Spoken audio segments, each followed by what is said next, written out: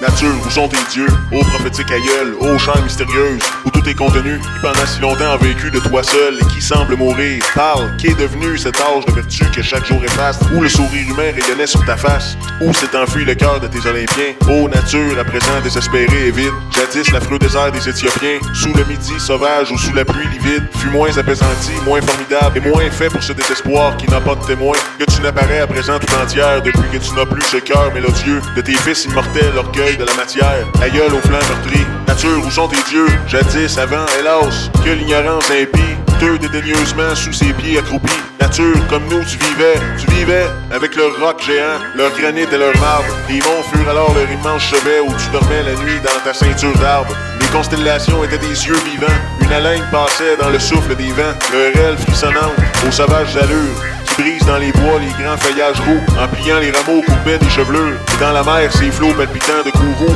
ainsi que des lions qui sous l'ardente lame, bondissant dans l'azur, étaient des seins de femmes. Mais que dis-je, ô Dieu fort, Dieu éclatant, Dieu beau, triomphateur orné de dépouilles sanglantes, porteur d'arcs, de tridents, de tirses, de flambeaux, de lyres, de tambours, d'armes étincelantes, voyageurs accourus du ciel et de l'enfer, qui parmi les buissons de Sicile et de Corse, avec vos cheveux blonds toujours vierges du fer, parliez dans le nuage et viviez dans l'écorce. Dieu exterminateur des serpents et des loups, non vous n'êtes pas morts. En vain l'homme jaloux dit que les rêves à clos, vos radieuses bouches, moi qui vous aime encore, je sais que votre voix est vivante. Et vos fronts célestes, je les vois, je vois l'ardent Bacchus, Diane aux yeux farouches, Vénus et toi surtout dont le nom triomphant, écrasant toujours leurs espoirs chimériques. Ô muse, qui naguère et tout petit enfant m'a choisi pour les vers et pour les chants lyriques, nourrice de guerriers, louangeuses et râteaux, déjà le blanc cheval aux yeux pleins d'étincelles, patient du libre azur, ouvre tes ailes, et de ses pieds légers bondit sur le coteau, saisit sa chevelure et dans l'herbe fleurie, que le coursier l'emporte au gré de sa furie. Puis quand tu reviendras, muse, nous chanterons, va voir les durs combats, les grands chocs,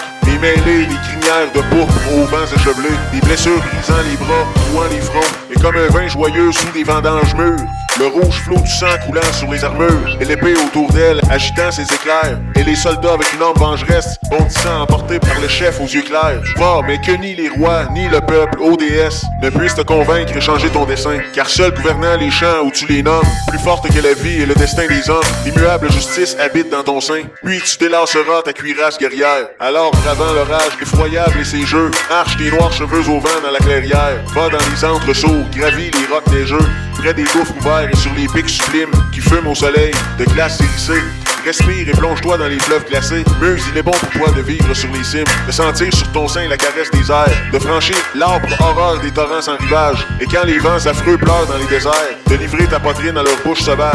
Le flot aigu, le mont qu'endort l'éternité, la forêt qui grandit selon les saintes règles, vers l'azur et la neige et les chemins des aigles, conviennent, ô déesse, à ta virginité, car rien ne doit ternir ta pureté première, et souillée par un long baiser matériel, ta belle chair, pétrie avec de la lumière, ton véritable amant, chaste fille du ciel, et celui qui malgré ta voix qui le rassure, et ton regard penché sur lui n'oserait pas d'une lèvre timide effleurer ta chaussure, et baiser seulement la trace de tes pas. Oui, c'est moi qui te sers et c'est moi qui t'adore. Viens, ceux qu'on a cru morts, nous les retrouverons, les guerriers, les archers, les rois, les forgerons, les reines de l'azur au front baigné d'aurore. Viens, nous retrouverons le fils des rois titans, assis la foudre en main dans les cieux éclatants, ceux qui de son front jaillit, déesse armée, comme jaillit l'éclair de la nuit enflammée, et celui qui se plaît au combat dans les cris d'horreur, et portant l'arc avec sa fierté mâle, cette amante des bois, la chasseresse pâle qui court dans les sentiers par la neige fleurie, et montre ses bras nus tachés de sang des lys, celui qui dans les noirs marais vils et rampants, exterminant les nœuds d'hydres et de serpents, et ses traits lourds d'airain les tue avec délice, puis celui qui régit les déesses des flots, celui-là qu'on déchire en ses douleurs divines,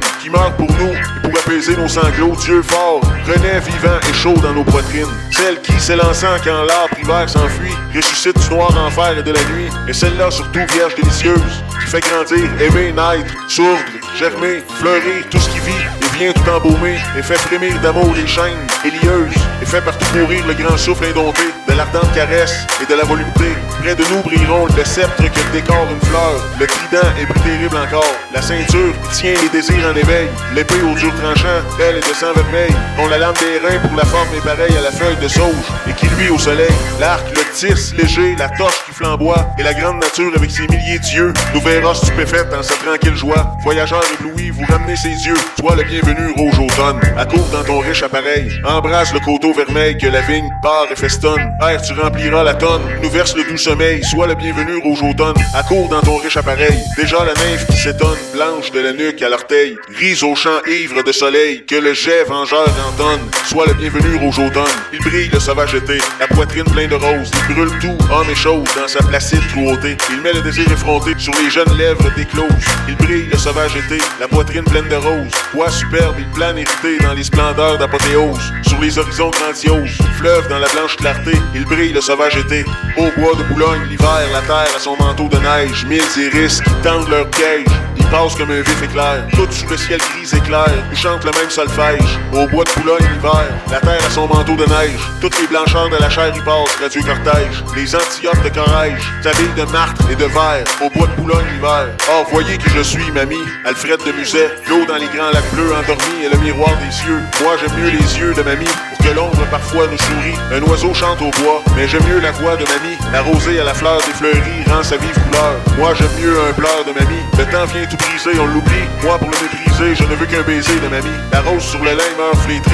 J'aime mieux pour cousin les lèvres et le sein de mamie. On change tour à tour de folie. Moi, jusqu'au dernier jour, je m'en tiens à l'amour de mamie. Un soir, l'homme du vin chantait dans les bouteilles Charles Baudelaire. Parmi les gazons tout en floraison, dessous les treilles, j'écoute sans fin la chanson du vin dans les bouteilles. Là, de l'idéal, au fond du cristal coule embaumé. La strophe bruit et limpide suit sa sœur charmée. Les nectars vermeils chantent les soleils de la jeunesse et tous les retours qui font nos amours pleins de tristesse. Et le dieu cornu, le beau guerrier nu dans les mêlées qui guide en rêvant des femmes aux vents échevelés. Le dieu des pressoirs qui sous les pins noirs du mont Ménal fait pendant la nuit courir à grand bruit la bacchanale. Et le tambourin des vierges sans frein dans leur querelle, qui loin des regards dans les bois épars tiennent entre elles. Et le cœur dansant qui rouge et versant dans son délire, le sang et le vin brisent le devin avec sa lyre. Le nectar nous dit, ô vous qu'engourdit la poésie, plus de vin sanglot, buvez à mes flots la fantaisie. Ne réservez plus vos vœux superflus et vos tendresses pour les impudeurs et pour les froideurs de vos maîtresses.